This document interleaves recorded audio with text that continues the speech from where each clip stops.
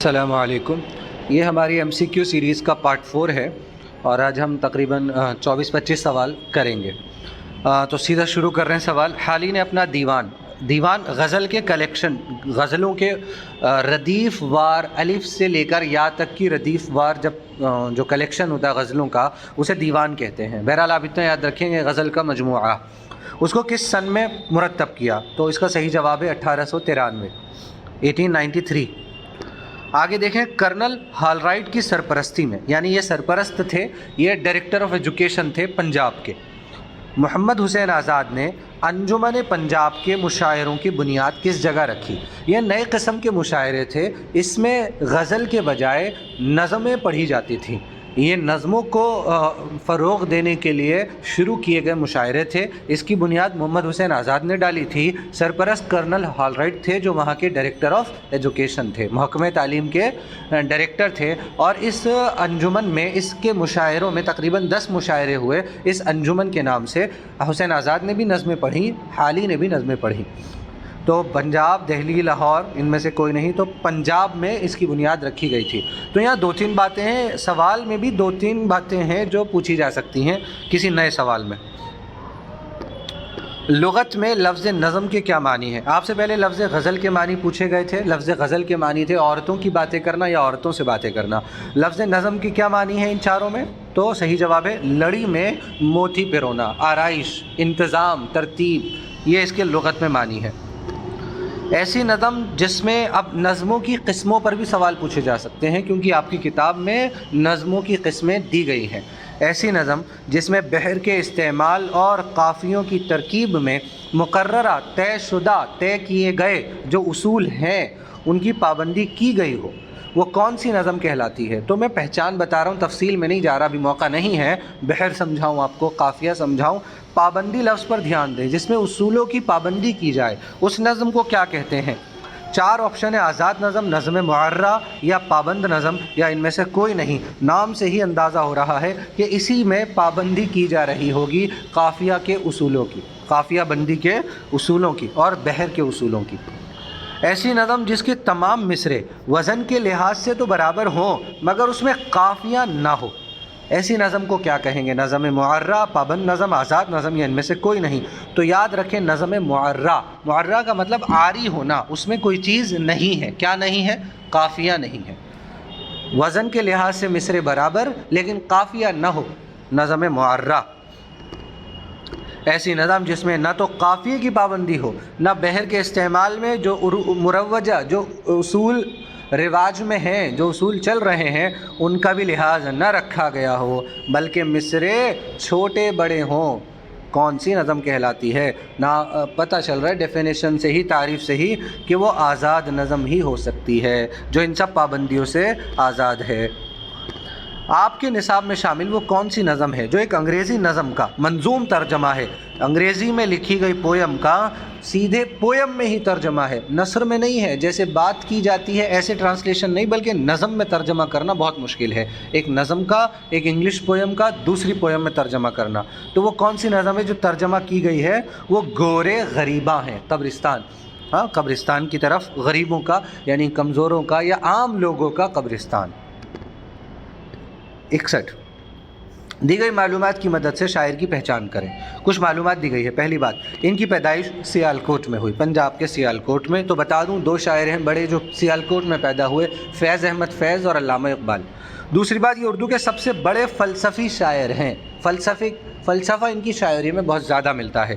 اور تیسری بات، روح ارضی آدم کا استقبال کرتی ہے، ان کی مشہور نظم ہے. اب آپ پہچان گئے ہوں گے کہ علامہ اقبال کی بات ہو رہی ہے، فیض کی بات نہیں ہو رہی، کیونکہ فیض کی نظم یہ نہیں ہے، نہ فیض فلسفے کے سب سے بڑے شاعر ہیں.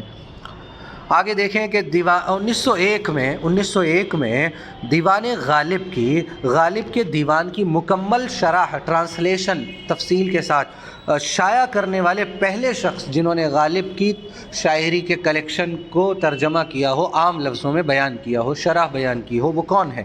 نظم طبع طبائی، علامہ اقبال، عمیق حنفی یا حالی. تو صحیح جواب ہے نظم طبع طبائی.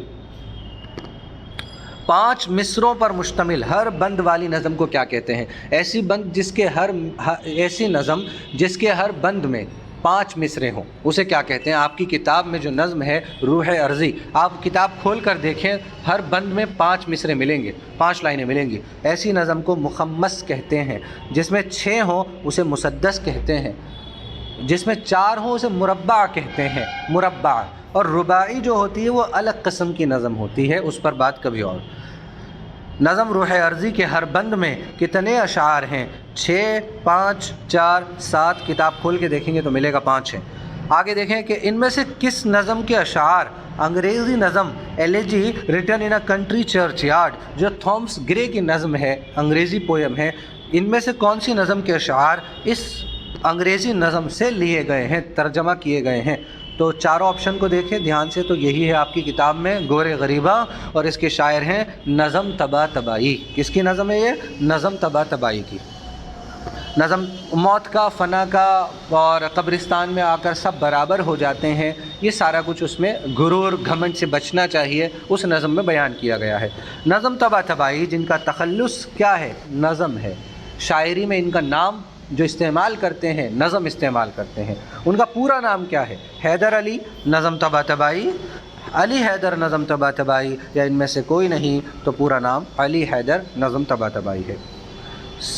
नज़म गोरे गरीबा में कुल कितने बंद हैं? 10, 12, 15, 6। तो आप देखेंगे तो 12 बंद हैं, और हर बंद में कितने अशार हैं ये आप देखिएगा। इसमें इसकी खूबी है, आगे अगले सवाल में आएगा इस नज़म की क्या खूबी है। इनमें से किस नज़म में हैयत का, शक्ल का एक नया तजर्बा किया गया है?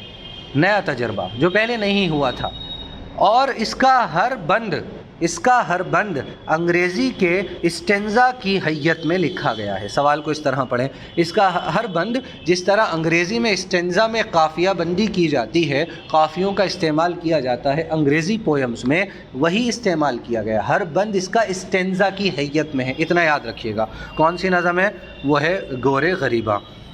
ठीक है तेरे तसर्रुफ़ में ये बादल, ये घटाएं, ये गुंबद अफलाक, ये खामोश फ़िज़ाएं। ये शेर है, ये किस नज़म में है? रूह अर्ज़ी आदम का इस्तक़बाल करती है, इस नज़म का ये पहला शेर है। तो पूछा गया ये मिसरा, ऊपर जो एक लाइन दी गई है उसे मिसरा कहते हैं, किस नज़म में है? पहली बात।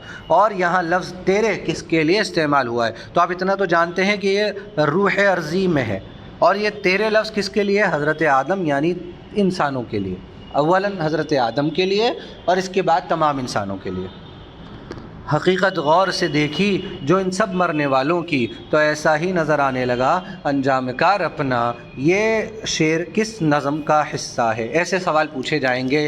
2 ही नज़में हैं, रूह अर्ज़ी और ये गोरे गरीबा। अच्छे से याद कर लो, गोरे गरीबा का ही ये शेर है। इतना तो हर शख्स जानता है कि उर्दू ज़बान ब्रज भाषा से निकली है। मैं बता दूं कि उर्दू ज़बान का आगाज़ और इर्तिक़ा से मुताल्लिक़ भी MCQ पूछे जाएंगे टर्म 1 में। फोर्ट विलियम कॉलेज से भी सवालात हो सकते हैं। ये कौल किस अदीब से मंसूब है? ये कौल किसका है? इक़बाल का, मोहम्मद हुसैन आज़ाद का, हाली का, या गालिब का? तो ये कौल मोहम्मद हुसैन आज़ाद का है कि इनके मुताबिक उर्दू ज़बान की पैदाइश ब्रज भाषा से हुई है। मथुरा और उसके आसपास ब्रज भाषा, आगरा और मथुरा के आसपास बोली जाती थी। सबसे मकबूल कौल के मुताबिक उर्दू ज़बान की पैदाइश कहाँ हुई? असल में आप गौर करेंगे तो उर्दू ज़बान की पैदाइश के बारे में इख्तिलाफ़ है। कई लोगों ने अपनी अपनी राय दी है। किसी ने कहा उर्दू ज़बान पंजाबी से निकली है, किसी ने कहा उर्दू ज़बान सिंधी ज़बान से निकली है, किसी ने कहा उर्दू ज़बान दक्कन से निकली है, किसी ने कहा उर्दू ज़बान ब्रज भाषा से निकली है। और सबसे मकबूल जो कौल है, सबसे ज़्यादा काबिल कबूल लोगों के अंदर मशहूर कौल है, वो ये है कि उर्दू ज़बान एक तो खड़ी बोली से निकली है और इस पर हरियाणवी ज़बान के असरात हैं, और पैदाइश की जगह इसकी कहीं और नहीं बल्कि दिल्ली और उसके आसपास का इलाका है। ये सबसे मकबूल कौल है। उर्दू का ख़मीर, बुनियादी तौर पर उर्दू ज़बान का ढांचा किस ज़बान से तैयार हुआ है? तो सही जवाब है ब्रज भाषा से उर्दू ज़बान का ढांचा तैयार हुआ है। इनमें से किस शख्स की राय ये है कि उर्दू पंजाबी से निकली है? महमूद शिरानी की ये राय है محمود شیرانی کی۔ سلیمان ندوی کی رائے ہے کہ اردو سندھی زبان سے نکلی ہے۔ مسعود حسین خان کی یہ رائے ہے اور سب سے قابل قبول نظریہ انہی کا ہے کہ اردو زبان کھڑی بولی سے نکلی ہے اور ہریانوی کے اس پر اثرات ہیں اور اس کی پیدائش دہلی اور اس کے آس پاس ہے۔ یہ نظریہ انہی کا ہے، لیکن اس سوال کا صحیح جواب محمود شیرانی ہے، کیونکہ یہاں پوچھا ہے اردو پنجابی سے نکلی ہے، کس کی رائے ہے؟ تو یہ ان کی رائے ہے۔ ناول بیوہ کے مصنف کون ہیں؟ دوسری کتاب کے خیابان اردو کے 2 سبق ہیں، بیوہ اور ڈرامہ آغا حشر کاشمیری کا ڈرامہ یہودی کی لڑکی۔ ان دونوں کے کرداروں کو بھی دھیان سے دیکھ لیجئے، کون کردار کیا ہے، کرداروں پر بھی سوال پوچھے جاتے ہیں۔ مصنف کون ہے اس کے؟ آغا حشر، پریم چند، سریندر پرکاش یا ان میں سے کوئی نہیں تو Prem Chand. Fort William college کا قیام کب ہوا، کہاں ہوا؟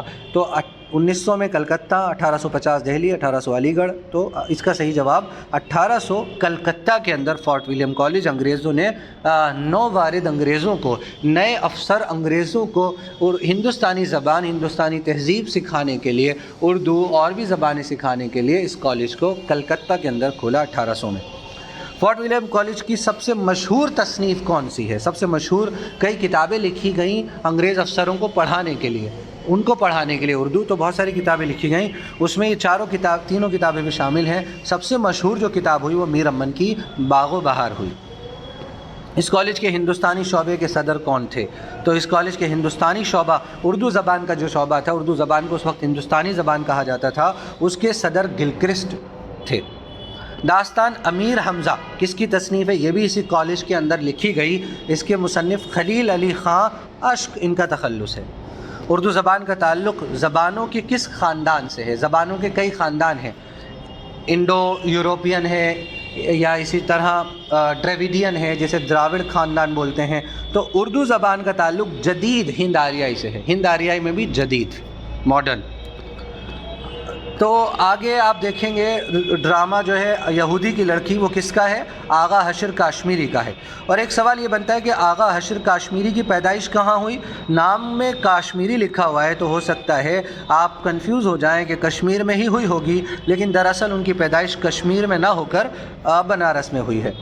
ان کا اصل نام محمد شاہ ہے۔ ان کو شہرت ملی ہے ڈراموں سے۔ یہودی کی لڑکی ان کا ڈرامہ ہے، اس میں کردار ہے مارکس، جو شہزادہ ہے رومن امپائر کا، رومن امپائر میں شہزادہ ہے، اور ہنا نام کی عورت وہ کیا ہے؟ یہودی کی لڑکی ہے، ٹھیک۔ آکٹیویا ایک کردار ہے، وہ شہزادی ہے جس سے مارکس کی شادی ہونے والی ہے، ٹھیک ہے۔ یاد رہے گا، اتنی باتیں یاد رکھنی ہے، باقی اگلے پارٹ میں کریں گے۔